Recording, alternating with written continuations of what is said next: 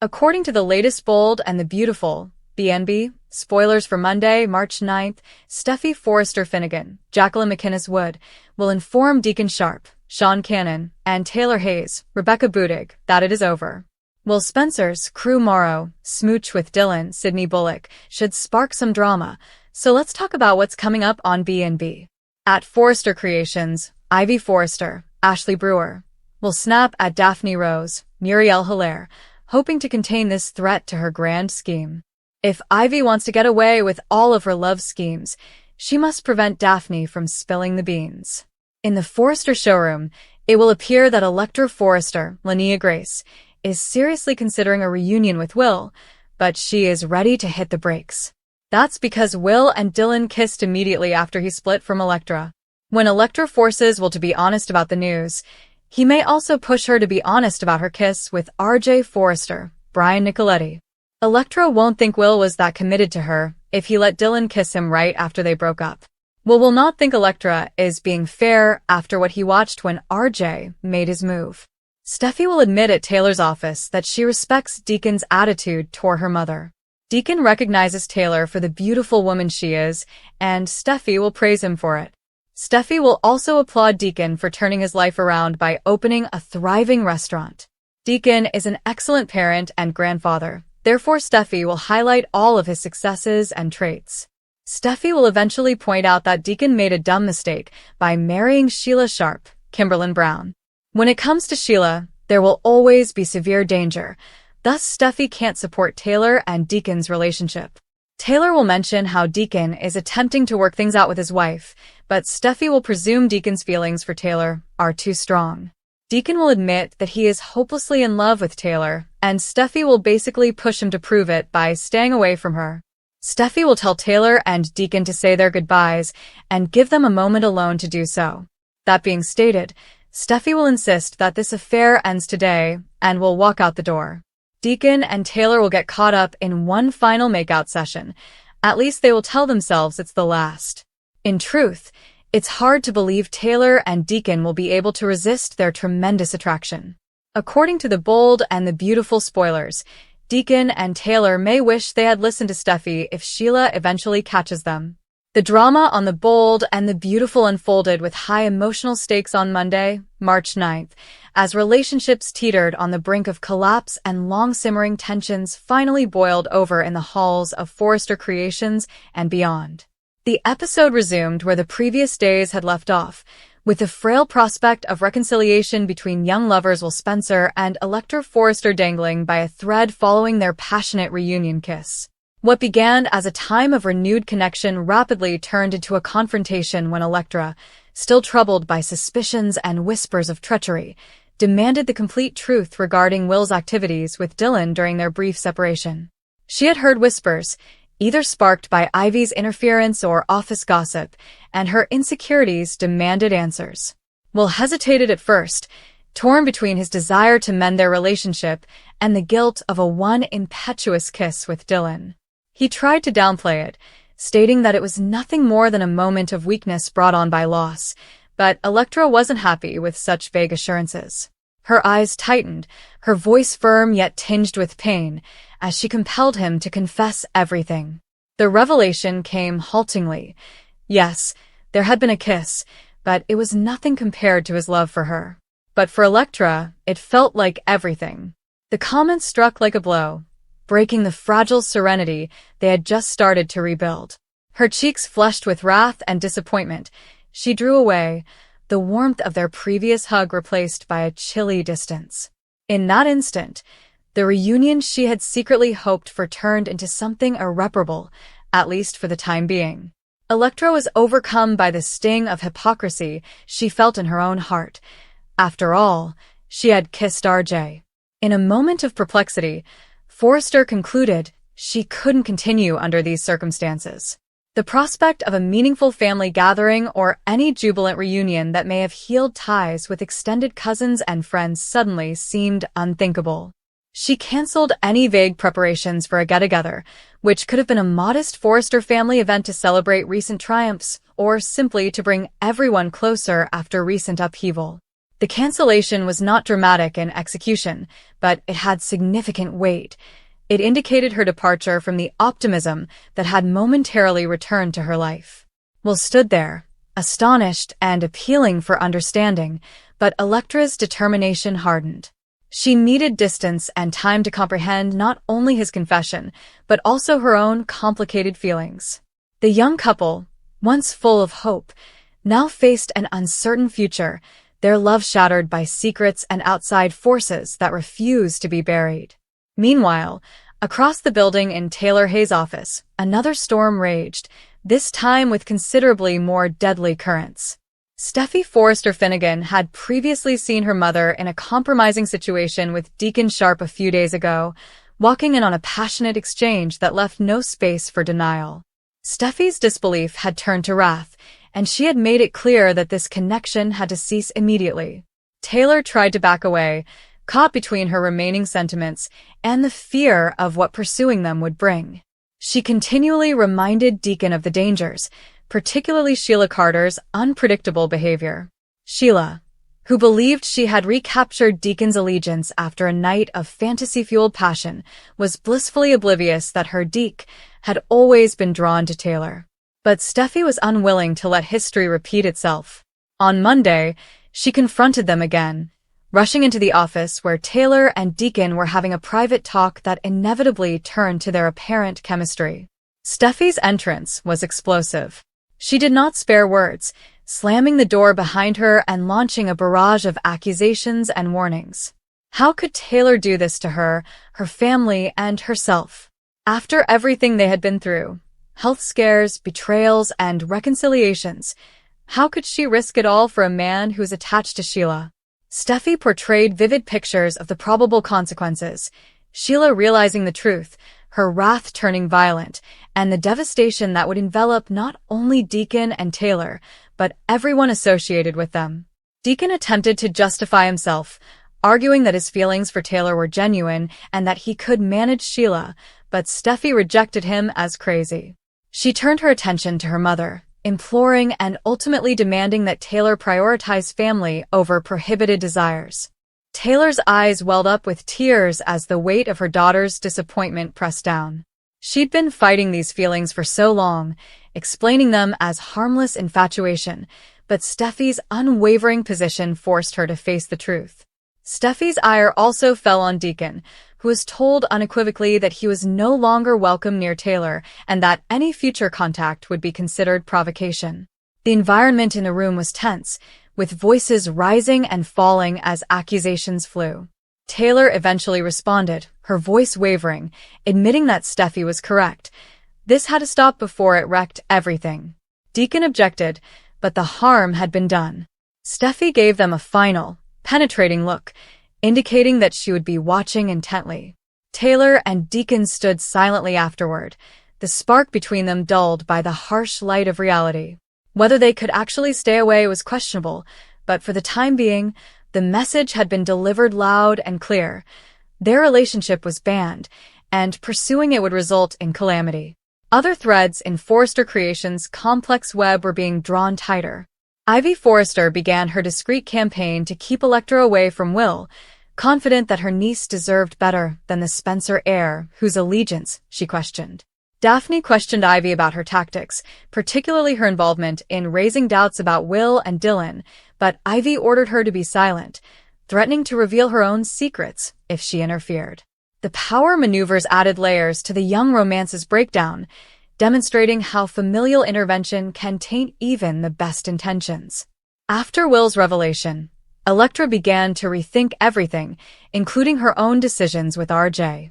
The kiss she experienced with him lingered in her thoughts, mirroring Will's error and making her feel hypocritical as she distanced herself from the reunion she had previously desired.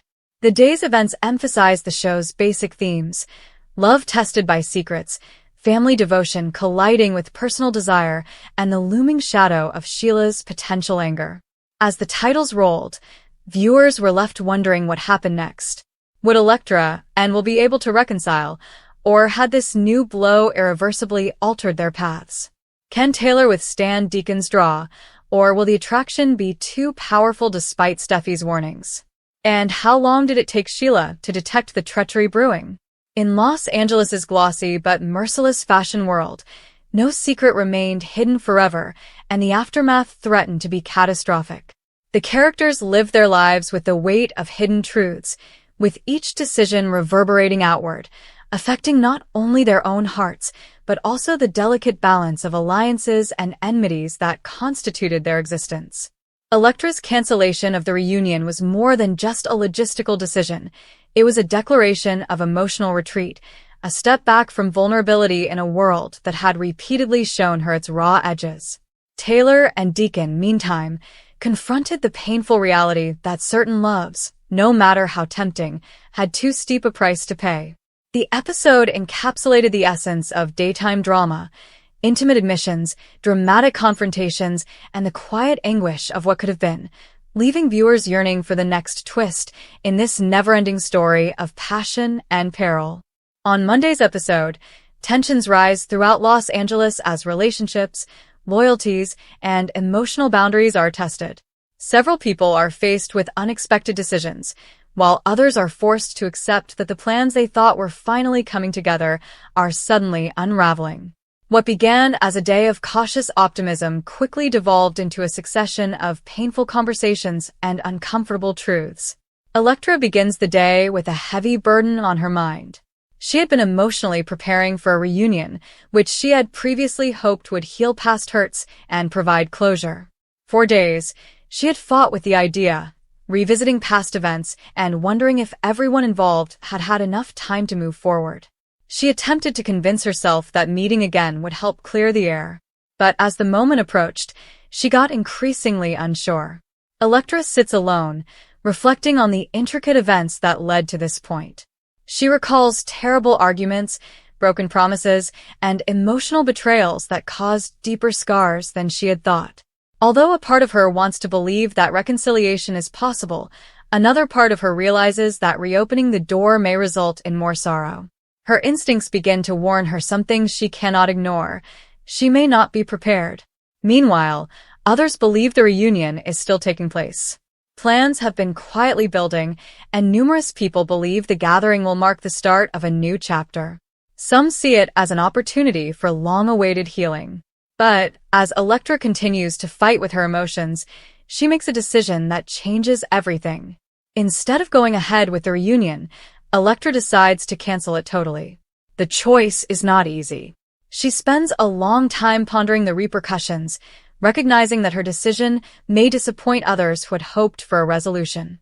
Still, she tells herself that pushing a reunion before she is emotionally ready will only complicate matters. She takes a deep breath and makes the call, filled with relief and dread, confirming what she has already decided in her heart. News of the cancellation spreads swiftly, and reactions differ depending on who hears it. Some are astonished, some upset, and a few quietly say they predicted this would happen. After all, reconciliation is never easy, especially when the past is packed with unresolved emotions. Taylor is one of the first people to learn of the change of plans. When she discovers that ELECTRA has canceled the reunion, she responds thoughtfully rather than impulsively. Taylor understands how difficult emotional healing can be, especially when individuals want to expedite the process. As someone who has spent years researching human behavior and emotional trauma, she understands that ELECTRA's decision may indicate a healthy boundary rather than avoidance.